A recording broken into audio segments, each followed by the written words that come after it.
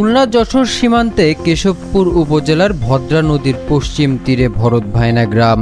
সেখানে মাথা উঁচু করে দাঁড়িয়ে আছে আনুমানিক ১৫০০ বছরেরও বেশি আগের এক পুরাকীর্তি। অনেকটা পাহাড়পুর বৌদ্ধবিহারের মতো দেখতে এই প্রত্নতত্ত্ব নিদর্শনটি স্থানীয় জনগণের কাছে দীর্ঘদিন যাবৎ ভরতের দেউল বা ভরত রাজার দেউল নামে পরিচিত। প্রত্নতত্ত্ব বিশেষজ্ঞরা এখানকার ব্যবহৃত ইট ও প্রাপ্ত বিভিন্ন পোড়ামাটির মূর্তি গবেষণা করে নিশ্চিত হয়েছেন এটি খ্রিস্টীয় ৩ থেকে ৬ শতকে নির্মিত একটি মন্দির। প্রাচীন মন্দিরটি ভরত নামধারী এক প্রভাবশালী রাজা নির্মাণ করেছিলেন বলে প্রচলিত। অনুমিত মূল মন্দিরটি ১ একর ২৯ শতক জমির ওপর অবস্থিত।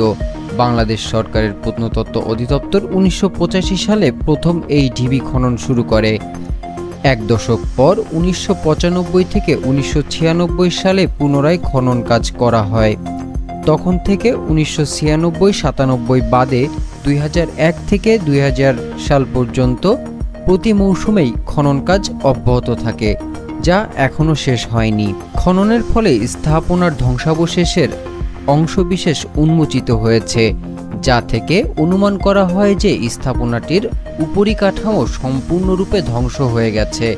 বর্তমানে দৃশ্যমান অংশ সম্ভবত বিনষ্ট হওয়ায় অট্টালিকার ভিত্তি বা উঁচু মঞ্চটি রয়ে গেছে।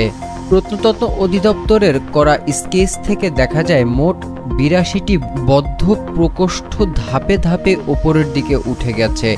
ঢিবির শীর্ষ ধাপটির দেয়াল প্রায় ৯ ফুট প্রশস্ত। এর মধ্যে ৬ ফুট ১০ ইঞ্চি প্রস্থের বর্গাকৃতির ৪টি প্রকোষ্ঠ আছে। মূল অট্টালিকার প্রধান অক্ষটি এই প্রকোষ্ঠের ওপর নির্মাণ করা হয়েছিল। দ্বিতীয় ধাপের দেওয়াল ৩ ফুট চওড়া। এখানে বিভিন্ন আকৃতির ১৯টি প্রকোষ্ঠ আছে। ৩ ফুট ৯ ইঞ্চি চওড়া দেওয়ালের তৃতীয় ধাপে প্রকোষ্ঠ ১৮টি। ৩.৫ ফুট চওড়া দেয়ালের চতুর্থ ধাপটিতে ১৯টি বদ্ধ প্রকোষ্ঠ আছে এবং শেষ ধাপে ১০ থেকে ১৩ ফুট চওড়া দেয়ালের মাঝে ২২টি প্রকোষ্ঠ আছে। গঠনশীল বিবেচনায় পূর্ব দিকটায় এর মূল প্রবেশপথ ছিল বলে ধারণা করা হয়। এর নির্মাণে যে ইট ব্যবহার করা হয়েছে তার পরিমাপ ৩৬ সেন্টিমিটার, ২৬ সেন্টিমিটার এবং ৬ সেন্টিমিটার। এত বড় ইট এই অঞ্চলের কোনো পুরাকীর্তিতে ব্যবহৃত হতে দেখা যায়নি।